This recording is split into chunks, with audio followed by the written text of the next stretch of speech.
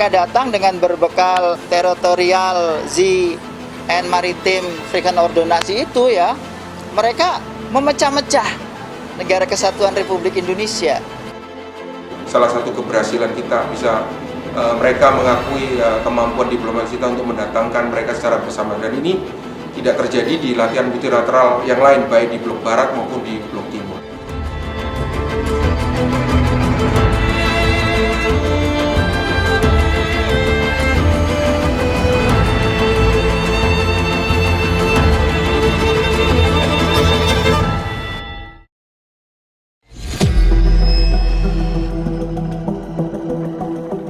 Kemerdekaan bangsa Indonesia yang kita rasakan sampai detik ini tidak lepas dari berbagai upaya para pejuang mempertahankan kemerdekaan yang sempat hendak kembali direnggut oleh Belanda melalui pemerintahan sipil Hindia Belanda atau NICA, Netherlands Indies Civil Administration. Dalam lintasan sejarah, ada dua strategi yang dilakukan untuk mempertahankan kemerdekaan, yakni perang fisik dan diplomasi.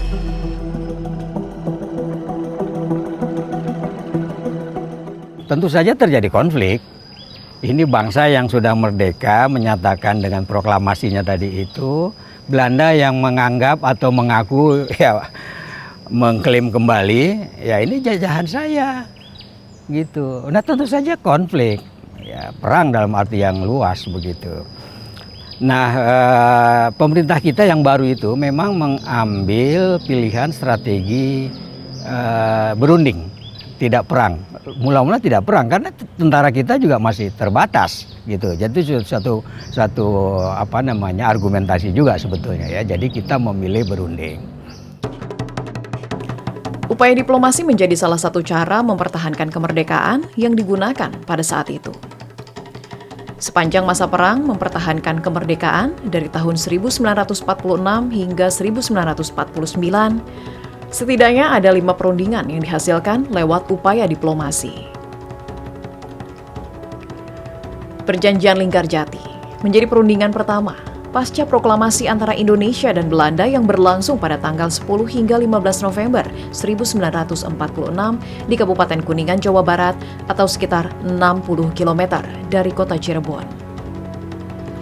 Indonesia saat itu diwakili oleh Perdana Menteri Sultan Syahrir.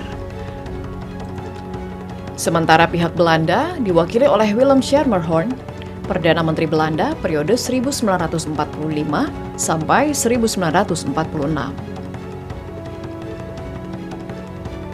Ketegangan mulai terjadi ketika Belanda yang tak lagi mempunyai otoritas di Nusantara memaksa masuk ke batas laut Indonesia yang saat itu telah berstatus sebagai negara merdeka dan melanggar ketentuan hukum laut teritorial Sea Maritime Ordinancy TZMKO 1939 yang menyatakan ketetapan wilayah laut Indonesia adalah sejauh 3 mil dari garis pantai yang mengelilingi pulau. Mereka datang dengan berbekal teritorial sea and maritime frequent ordonansi itu ya, mereka memecah-mecah negara kesatuan Republik Indonesia. Dan puncaknya ya ketika terjadi perundingan Linggarjati. Pada peristiwa itu ya, Angkatan Laut Republik Indonesia ALRI ya, yang baru terbentuk ya pada saat itu, selalu mempertahankan eksistensi dari dan menegakkan teritorial Republik Indonesia, di mana pada saat itu para delegasi ya yang datang ke Linggarjati kan melalui laut.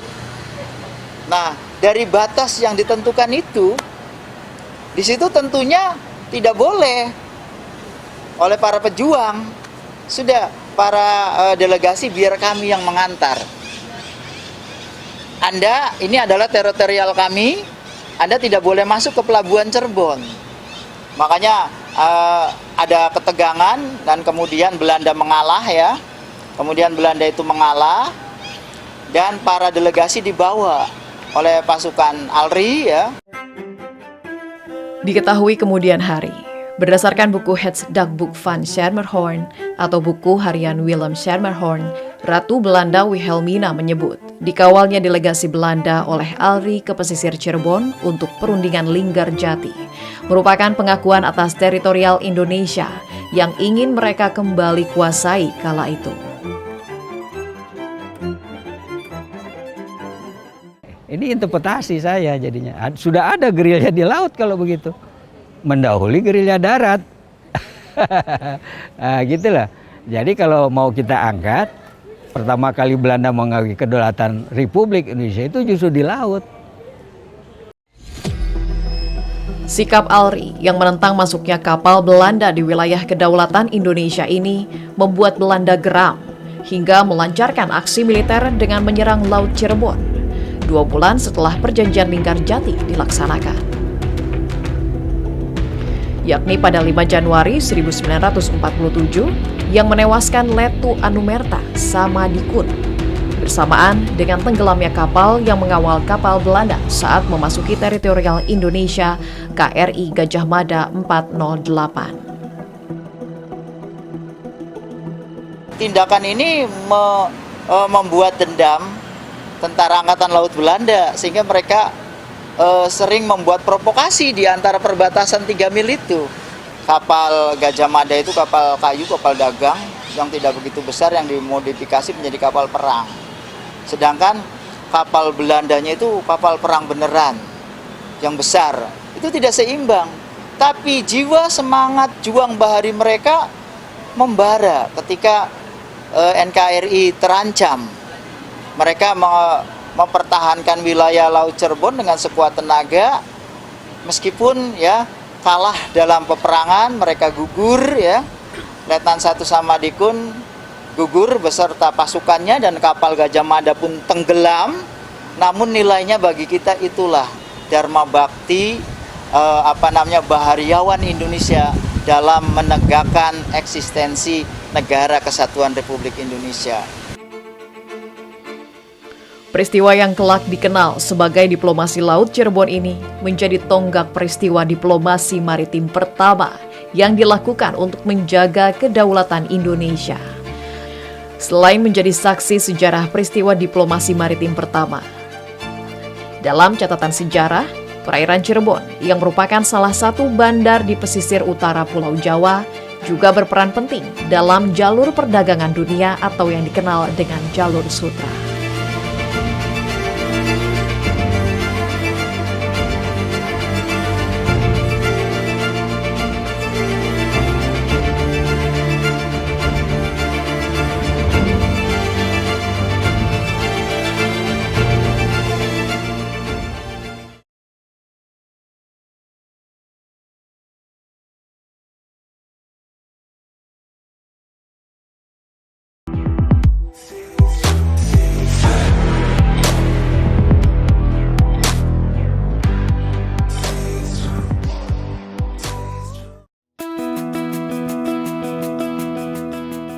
Masuknya Cirebon sebagai salah satu lokasi penting dalam catatan sejarah Republik Indonesia tidak lepas dari letaknya yang strategis. Masuk dalam jalur sutra, Cirebon menjadi salah satu primadona untuk kegiatan niaga. Faktor alam seperti letaknya di teluk dengan ombak yang tidak begitu besar dan kanal-kanal yang mengalir sampai ke lereng Gunung Ciremai membuat Cirebon menjadi salah satu titik yang mempertemukan berbagai kebudayaan. Banyak pendatang yang datang dari Cirebon, ya. Selain Cirebon itu juga secara budaya merupakan perbatasan kutub budaya waktu itu, yaitu budaya Sunda dengan kerajaannya Pajajaran di barat dan budaya Jawa, yaitu dengan kerajaannya Majapahit di timur, dan Cirebon itu adalah tengah-tengahnya. Cirebon adalah sebagai perbatasan itu menyatukan sebagai melting pot dari budaya lokal Jawa dan Sunda. Kemudian datang juga pendatang-pendatang dari Arab, dari Cina, sehingga di Cirebon terjadi silang budaya. Sebagai pangkalan laut dengan nilai sejarah yang tinggi, semangat perjuangan Letu Samadikun dan kru KRI Gajah Mada 408 yang gugur pada 5 Januari 1947 di perairan Cirebon terus berkobar di ALRI Pangkalan 3 Cirebon yang kemudian bernama Pangkalan TNI Angkatan Laut Cirebon atau Lanal Cirebon.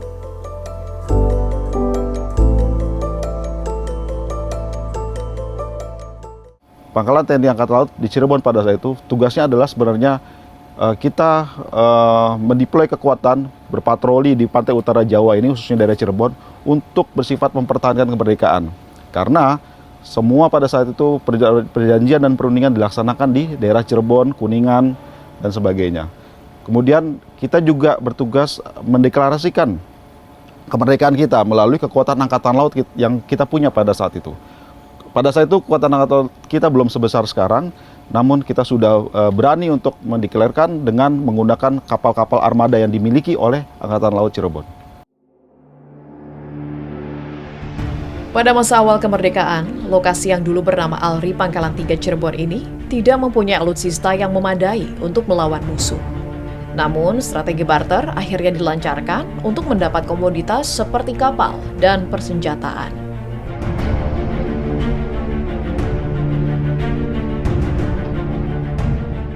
Jakarta sudah dikuasai dari tahun 46 sampai Juli 47 itu laut-laut yang ada di perbatasan itu diblokade oleh Belanda.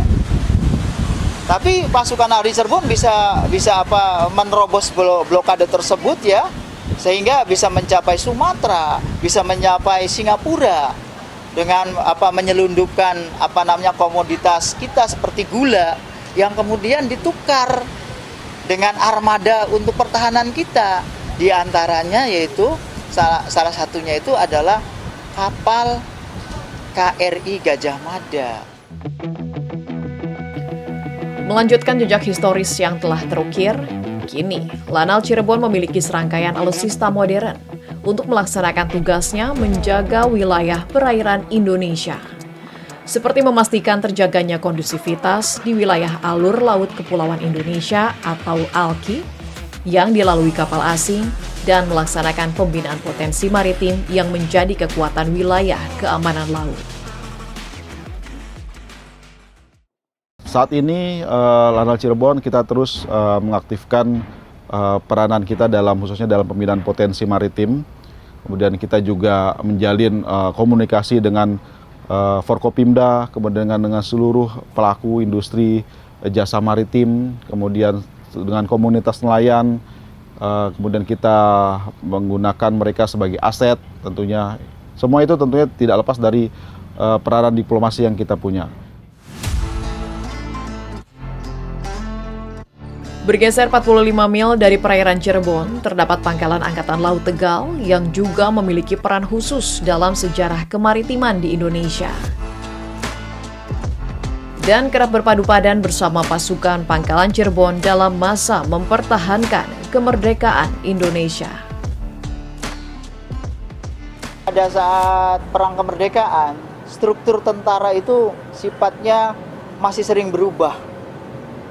Ya, antara ALRI Tegal dengan ALRI Cirebon tentunya tugas pokok fungsinya itu hampir sama. Dalam perjuangan ALRI 3 Cirebon dan ALRI 4 Tegal juga selalu berpadu daya. Kemudian Tegal juga menjadi pusat ya perdagangan dan industri seperti industri mesin. Di Tegal itu ada industri mesin namanya industri mesin berat itu zaman Belanda itu memproduksi mesin-mesin. Nah, dengan hal-hal tersebut di atas dimungkinkan Tegal ini bisa dikembangkan menjadi basis bagi pertahanan ALRI. Posisinya yang strategis dalam peta maritim Indonesia membuat Pangkalan Laut Tegal dijadikan pusat pendidikan Angkatan Laut yang melahirkan beberapa tokoh penting seperti pahlawan nasional Yosudarso dan Ali Sadikin. Dalam hal ini perkapalan dan permesinan, Tegal itu sudah punya pabrik sejak zaman kolonial Hindia Belanda, yaitu pabrik berat itu. Yang membuat komponen-komponen yang tentunya apabila ada alat-alat yang rusak kan harus ada pabrik yang membuatnya, spare part-nya.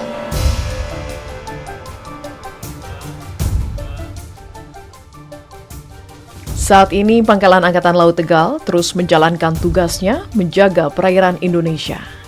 Dilengkapi dengan berbagai alutsista seperti kapal Maribaya, kapal Patkamla, dan RHIB, Lanal Tegal melaksanakan berbagai aktivitas untuk memastikan keamanan dan juga melaksanakan tugas memberikan dukungan logistik dan administrasi bagi unsur TNI AL dan melakukan pembinaan.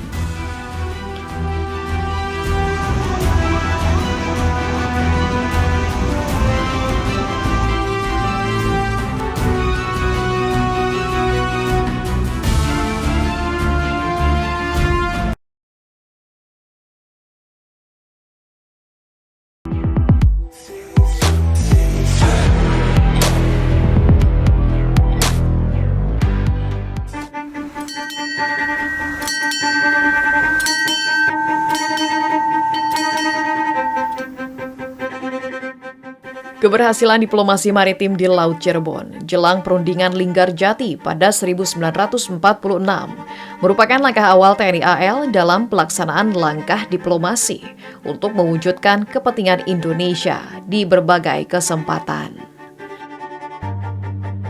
Dalam perkembangannya, di masa damai pun, TNI Angkatan Laut tetap melaksanakan diplomasi yang dilakukan melalui berbagai macam kegiatan, termasuk pelayaran muhibah, mengunjungi berbagai negara.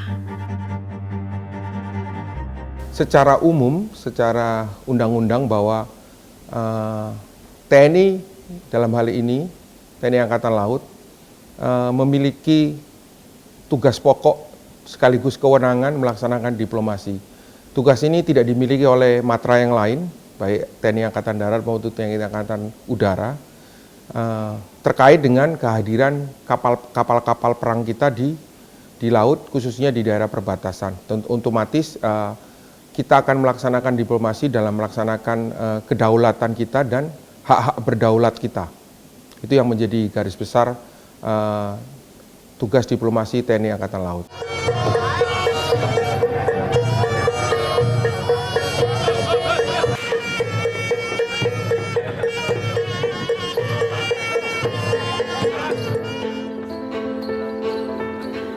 Berbagai macam diplomasi laut dilaksanakan untuk memperkokoh nama Indonesia di kancah internasional melalui berbagai kegiatan pelayaran, seperti ekspedisi kapal Dewa Ruci yang singgah di pelabuhan di berbagai negara. Dengan operasi bersandi Kartika Jalakrida yang sebenarnya merupakan pelayaran pelatihan bagi teruna di Angkatan Laut, Dewa Ruci berhasil menjadi duta Indonesia memperkenalkan Nusantara sebagai salah satu kekuatan besar di Asia.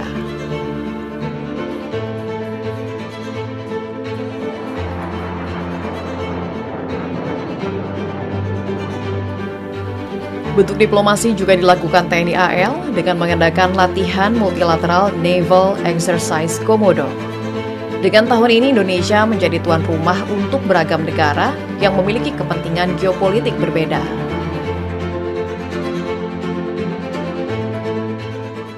Beberapa minggu yang lalu kita selesai melaksanakan multilateral national naval exercise Komodo 2023 ada di Makassar. Itu suara bukti bahwa kita berhasil melaksanakan diplomasi kepada dua belah pihak, baik negara yang sedang dua kutub maupun salah satu tambahan baru dari negara yang bertikai. Indonesia berhasil mengumpulkan mereka untuk latihan bersama, baik dari pihak blok barat, blok timur maupun Cina bisa dalam satu kegiatan yang bersama. Itulah salah satu keberhasilan kita, bisa mereka mengakui kemampuan diplomasi kita untuk mendatangkan mereka secara bersama. Dan ini tidak terjadi di latihan multilateral yang lain, baik di blok barat maupun di blok timur.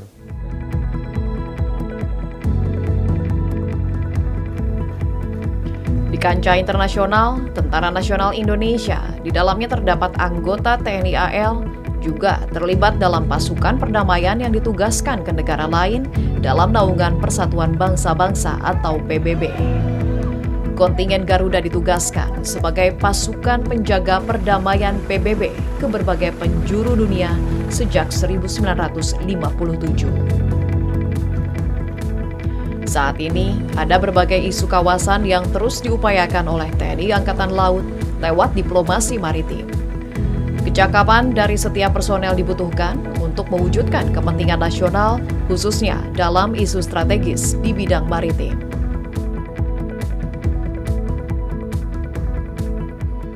Banyak sekali yang harus dikembangkan ya, terkait dengan bagaimana menghadapi permasalahan di kawasan sekarang ini ya, dewasa ini kan ada UNCLOS dan lain sebagainya. Itu juga tentu bagi pihak yang berhadapan dengan hal tersebut harus menguasai diplomasi pertahanan. Jadi diplomasi pertahanan, khususnya maritim itu harus betul-betul mengetahui, bahkan memiliki pengetahuan mengenai geopolitik, geoekonomi, dan intelijen. Jadi mengetahui juga bagaimana dinamika yang ada di negara-negara terkait. Ladies and gentlemen, first of all, let us... Dalam konteks masa kini, kecakapan bahasa di kalangan perwira TNI AL sangat dibutuhkan untuk mendukung diplomasi pertahanan dalam rangka menjaga kedaulatan NKRI. Saya rasa itu juga harus kembali kepada pendidikan di TNI AL itu sendiri. Baik itu di tingkat awal ya di AAL, lalu kemudian di Seskoal. Itu sudah harus meningkatkan kemampuan bahasa. Jadi bahasa asing jangan hanya bahasa Inggris saja. Harus disiapkan laboratorium bahasa. Sehingga ketika berhadapan dengan perwira-perwira dari negara lain, apalagi yang tidak memiliki kemampuan bahasa Inggris, kita bisa kirim orang yang paham, misalnya berhadapan dengan Angkatan Laut Arab Saudi gitu, yang bisa bahasa Arab, bahasa Prancis, bahasa Jerman, dan lain-lain begitu. Dan satu hal lagi, pengetahuan cybernya juga harus mumpuni, karena diplomasi sekarang ini tidak mungkin bagi seorang perwira bisa mumpuni di bidang diplomasi bila tidak mengetahui dan paham juga terkait dengan perkembangan cyber. Catatan sejarah telah memperlihatkan bagaimana diplomasi laut dilakukan oleh para pendiri bangsa dari masa ke masa, yang hasilnya kita rasakan hingga detik ini. Semua itu dilakukan tidak hanya untuk menjaga kedaulatan Indonesia sebagai bangsa yang meraih kemerdekaannya melalui sebuah proses perjuangan yang panjang, namun juga turut menghidupi apa yang tertulis dalam pembukaan Undang-Undang Dasar 1945 bahwa kemerdekaan adalah hak segala bangsa dan menghapuskan segala bentuk penjajahan di atas dunia.